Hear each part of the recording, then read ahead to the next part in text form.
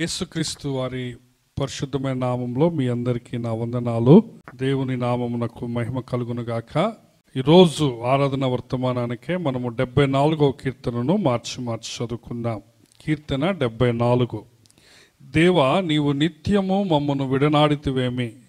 నీవు మేపు గొర్రెల మీద నీ కోపము పొగరాజుచున్నదేమి?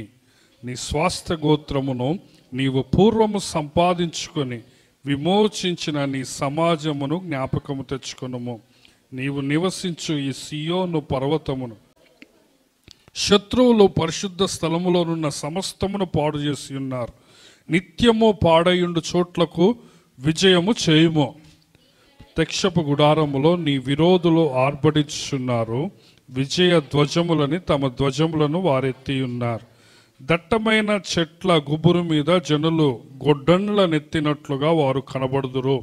ఇప్పుడే వారు గొడ్డలను సమ్మెటలను చేతబట్టుకొని దాని విచిత్రమైన పనిని బొత్తిగా విరగొట్టుదురు. నీ పరిశుద్ధ స్థలమునకు అగ్ని ముట్టించుదురు. నీ నామ మందిరమును నేల పడగొట్టి అపవిత్రపరచుదురు. దేవుని మందిరములను బొత్తిగా అనగదొక్కుదామనుకొని దేశంలో వాటినన్నిటినీ వారు కాల్చి ఉన్నారు. సూచక క్రియలు మాకు కనపడటలేదు, ఇకను ప్రవక్తయు లేకపోయాను. ఇది ఎంతకాలము జరుగునో దాని నెరిగిన వాడు మాలో ఎవడునూ లేడు. దేవా, విరోధులు ఎందాక నిందింతురో, శత్రువులు నీ నామమును నిత్యము దూషింతురా. నీ హస్తమును నీ దక్షిణ హస్తమును నీవెందుకు ముడుచుకొని ఉన్నావు? నీ రొమ్ములో నుండి దాన్ని తీసి వారిని నిర్మూలము చేయుము. దేవుడు నా రాజయ్యున్నాడు, దేశములో మహారక్షణ కలగజేయువాడు ఆయనే. నీ బలము చేత సముద్రమును పాయలుగా చేసితివి, జలములలో భుజంగముల శిరస్సులను నీవు పగలగొట్టితివి. మకరము యొక్క శిరస్సును నీవు ముక్కలుగా కొట్టితివి, అరణ్యవాసులకు దానిని ఆహారముగా ఇచ్చితివి. బుగ్గలను నదులను పుట్టించితివి, నిత్యము ప్రవహించు నదులను నీవు ఇంకజేసితివి. పగలు నీదే, రాత్రి నీదే, సూర్యచంద్రులను నీవే నిర్మించితివి. భూమికి సరిహద్దులను నియమించిన వాడవు నీవే. వేసవి కాలము చలికాలము నీవే కలగజేసితివి.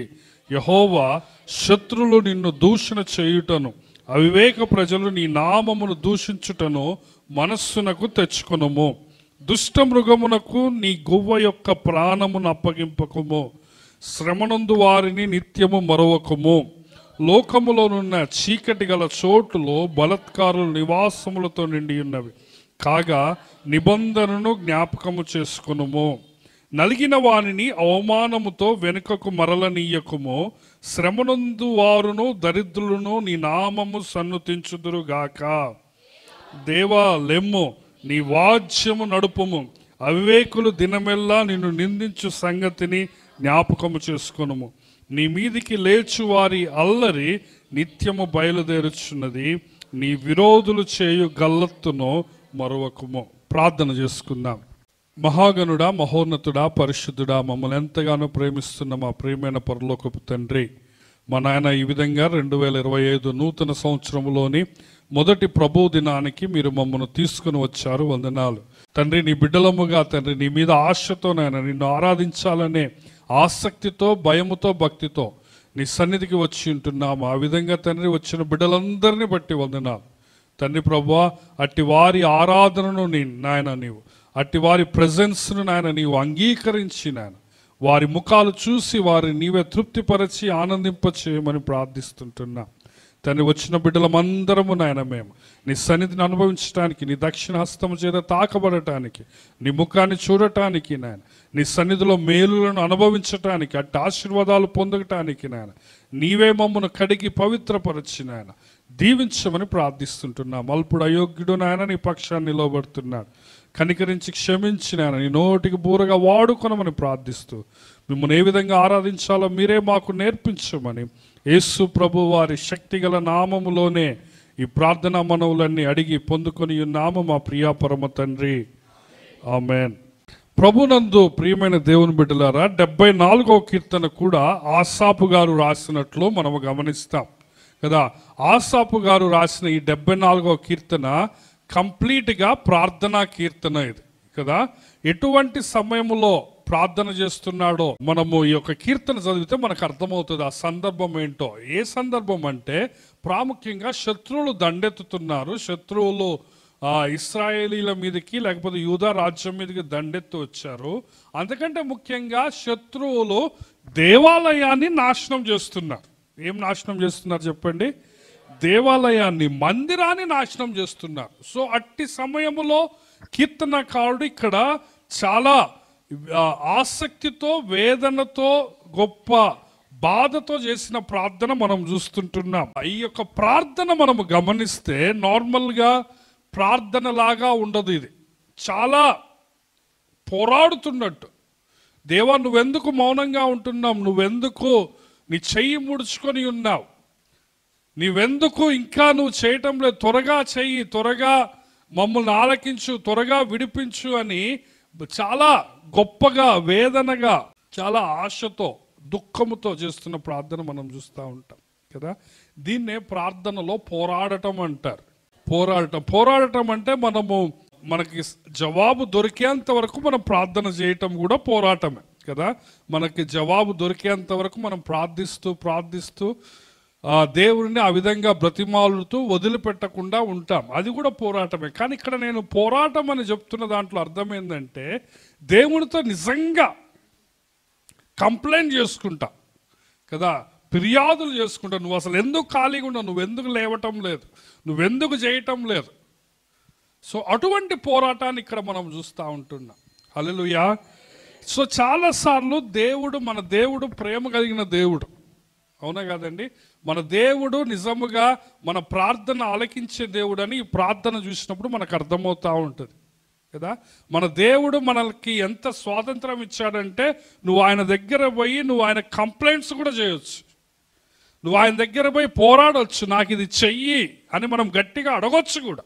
సో ఇటువంటి స్వాతంత్రాన్ని, ఇటువంటి రిలేషన్షిప్ను దేవుడు నీకు ఇస్తున్నాడు. సో ఈ నూతన సంవత్సరం మొదటి ప్రభు దినంలోనే మనకు దేవుడు ఏమి జ్ఞాపకం చేస్తున్నానంటే, దేవుడు నీకు ప్రార్థనలో ఎంత స్వాతంత్రం అనుగ్రహించాడంటే నువ్వు ప్రార్థనలో ఆయన మీద కంప్లైంట్స్ కూడా చేయొచ్చు.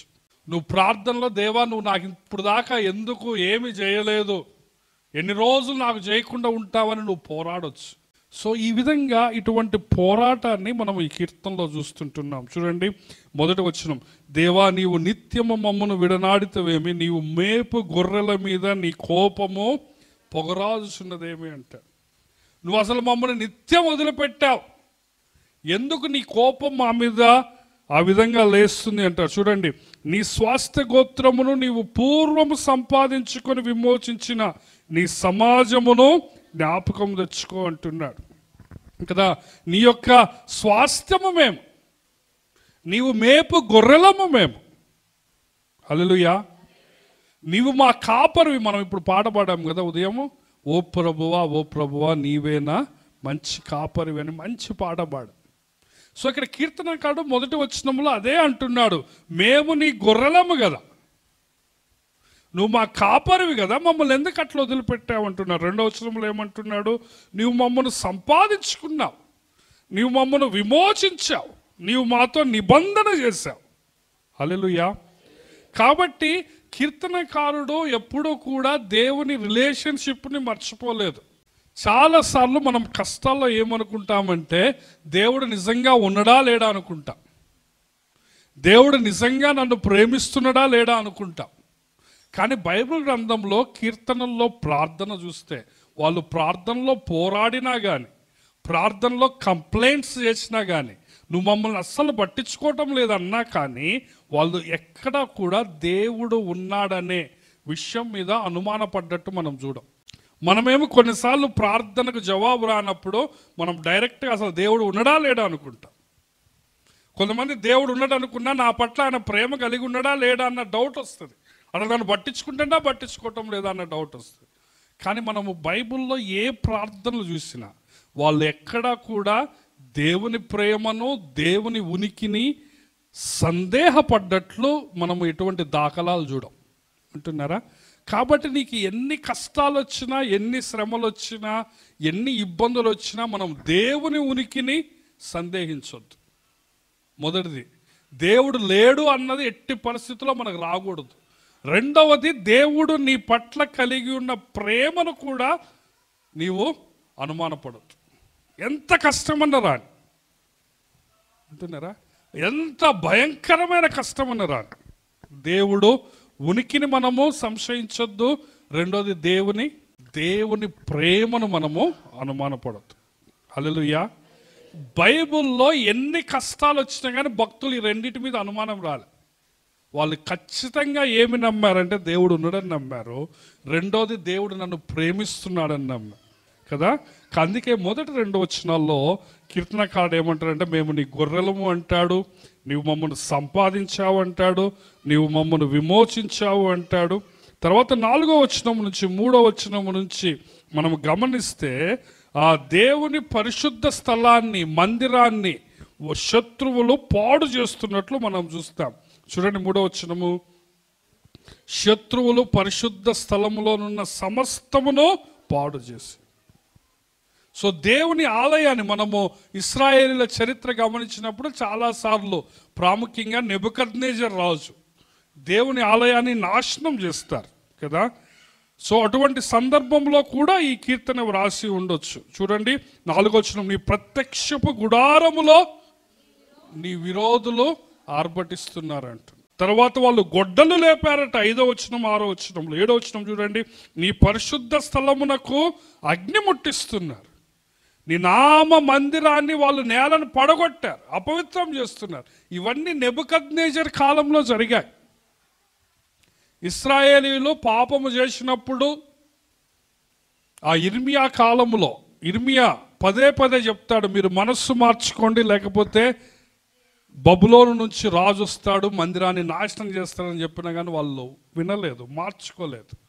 తద్వారా ఒకరోజు నెబుకద్నెజర్ వచ్చాడు, యెరూషలేం పట్టణాన్ని, దేవుని మందిరాన్ని, గోడల్ని నాశనం చేస్తున్నాడు. చూడండి 8వ వచనం చూడండి, దేవుని మందిరమును బొత్తిగా అణగదొక్కుదామనుకొని దేశంలో వాటినన్నిటిని వాళ్ళు కాల్చి. 9వ వచనం చూడండి, సూచక్రియలు మాకు కనబడట్లేదు, ప్రవక్త లేడు, ఇది ఎంత కాలము జరుగునో దాన్ని ఎరిగిన వాడు మాలో ఎవరు.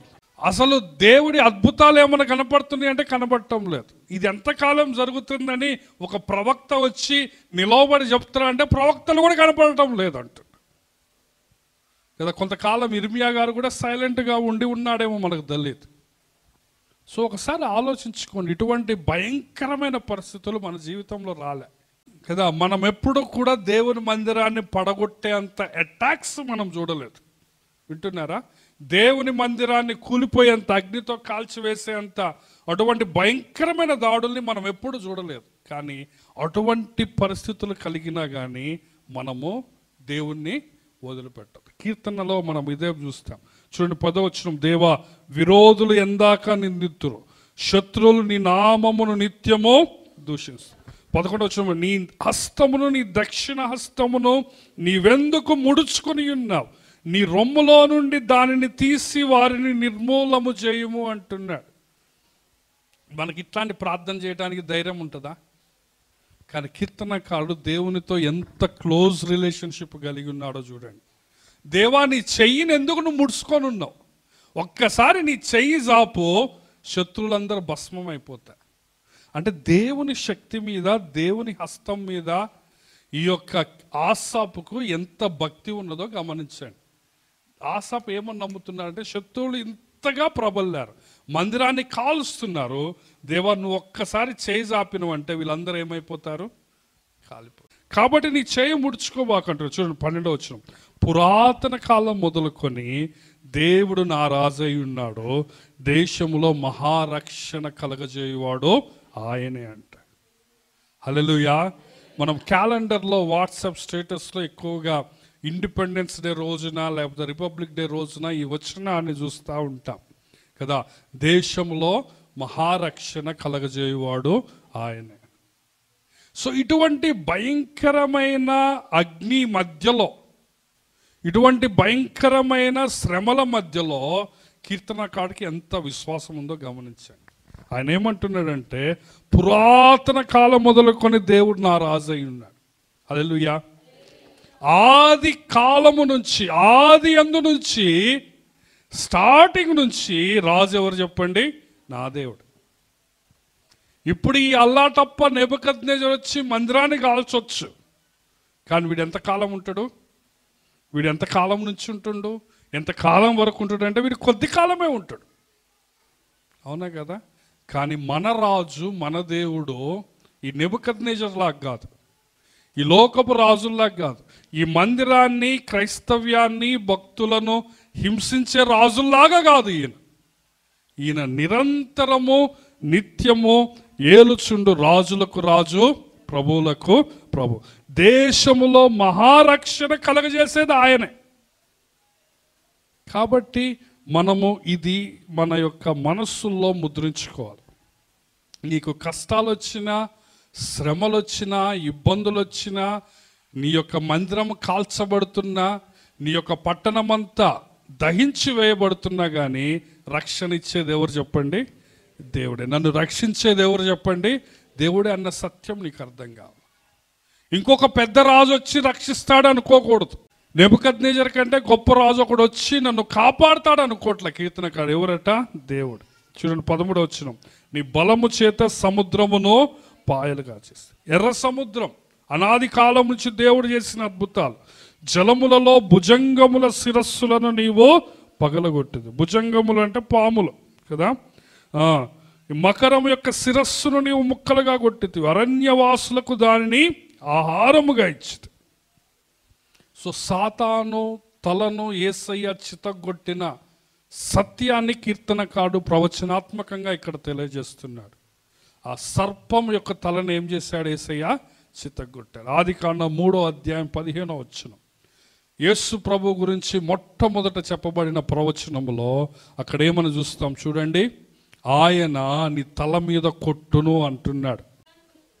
మరియు నీకును, స్త్రీకిని, నీ సంతానమునకును, ఆమె సంతానమునకును. దేవుడు సర్పముతో మాట్లాడుతున్నాడు. నీకును, స్త్రీకిని, నీ సంతానమునకును, స్త్రీ సంతానమునకు నేను వైరము, శత్రుత్వం కలగజేస్తాను.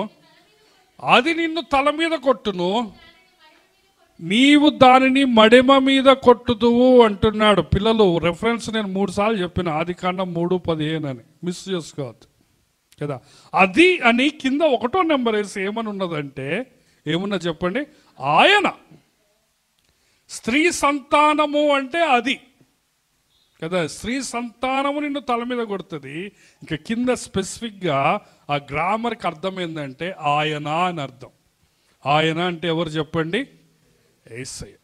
యేసయ్య ఆ యొక్క సర్పము, సాతాను తల మీద కొడతాడని పాపము భూలోకములోకి వచ్చిన మొదటి రోజే ప్రవచనం చెప్పబడ్డ. హల్లెలూయా. సో దేవుడు సర్పముతో శాపవచనం పలుకుతూ ఏమంటాడంటే, నీకు, స్త్రీ సంతానానికి ఎప్పుడు వైరం ఉంటుంది. ఆ సంతానం నిన్ను తల మీద కొడుతుంది. ఆ సంతానం అంటే ఎవరో కాదు, ఆయన. ఆయన ఎవరు? యేసయ్య నీ తల మీద కొడతాడు. నీవు ఆయన మడిమ మీద కొడతావంటే అది సిలువ శ్రమలకు సాదృశ్యం. హల్లెలూయా. కాబట్టి యేసు ప్రభు సాతాను తలను చితగొట్టాడు సిలువలో. అందుకే నువ్వు ప్రభువుని ఆరాధించాలి.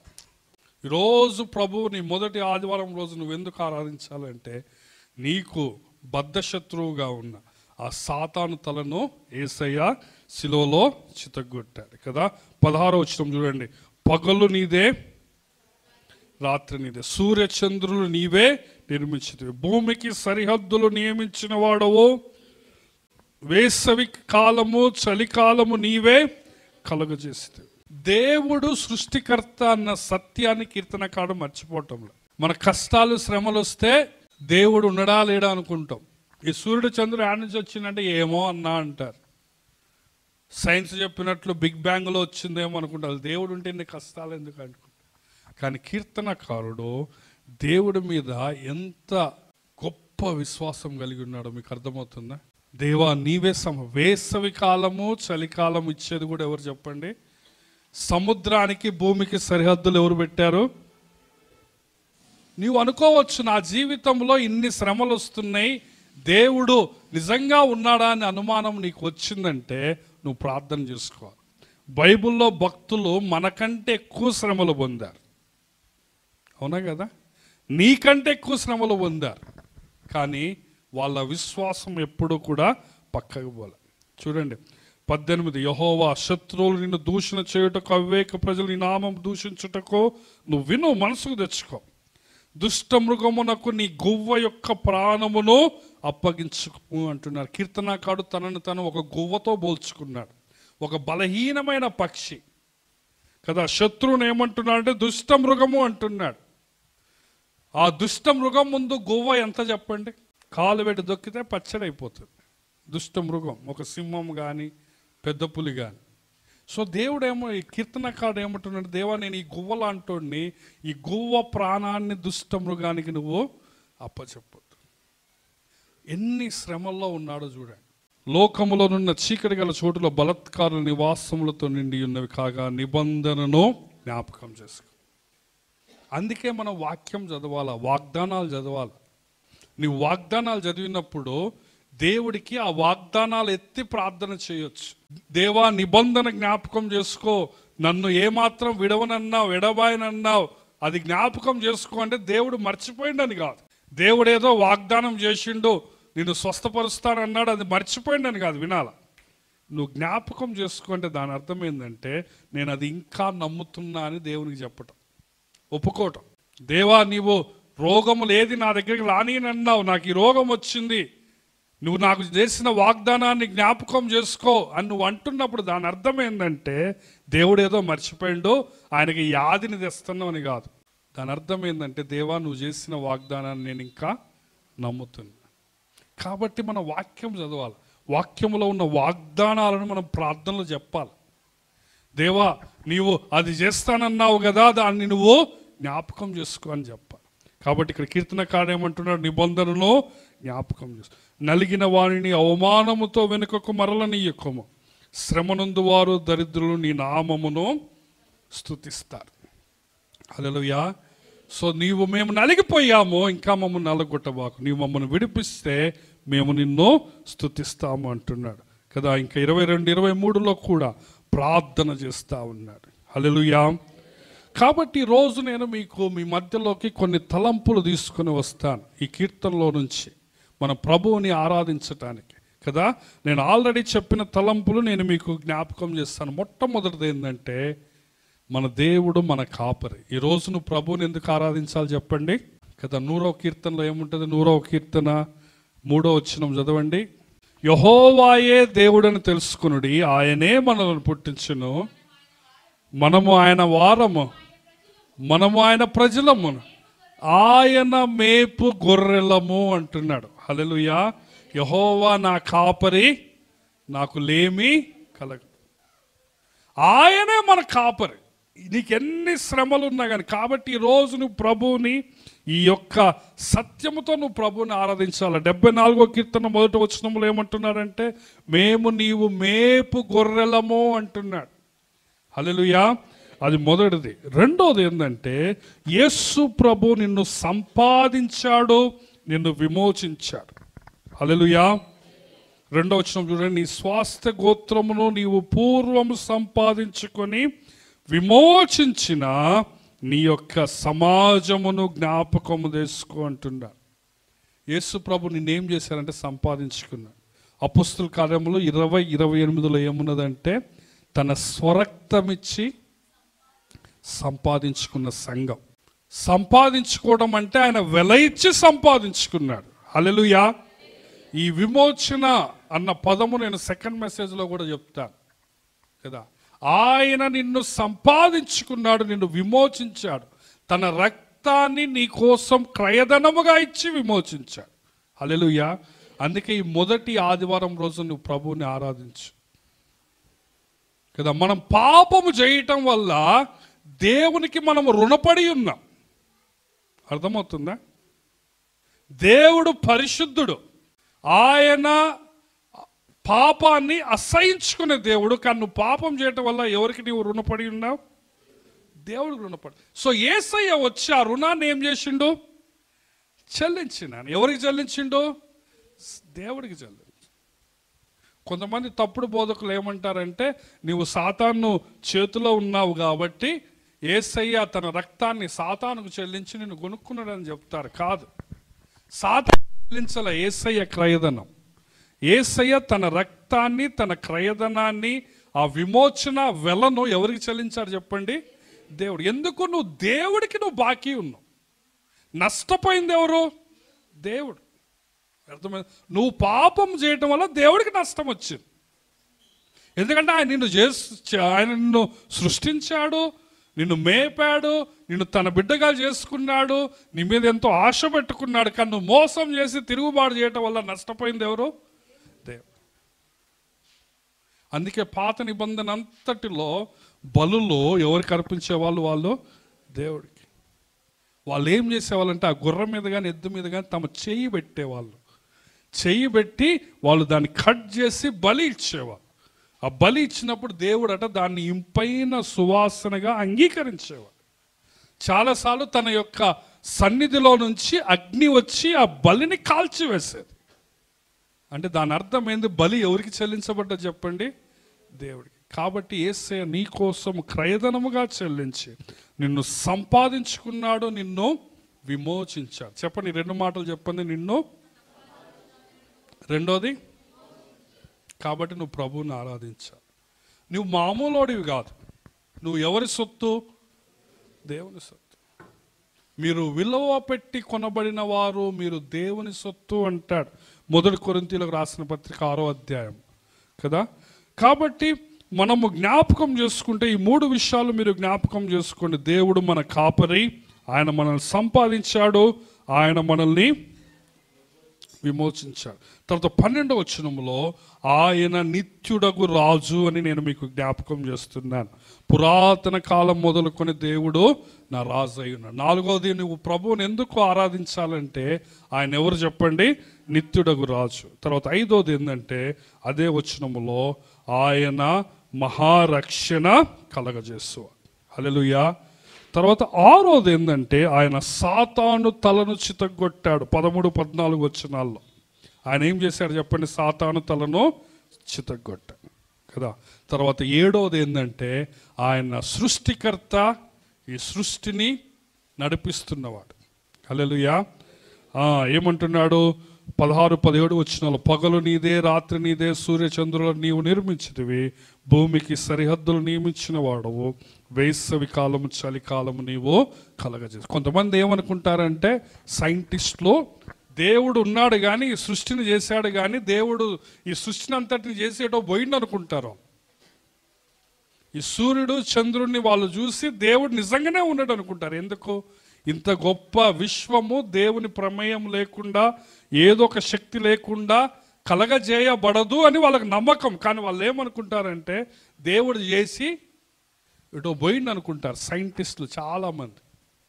కానీ బైబిల్ ఏం చెప్తుందంటే ఆయన చేయటం మాత్రమే కాదు, ఆయన ఏం చేస్తున్నాడు? వాటిని నడిపిస్తున్నారు. 7 విషయాలు చెప్పాను నేను ప్రభువుని ఆరాధించడానికి. ఎంతమంది గుర్తున్నాయి? మొదటిది ఏంటో చెప్పండి?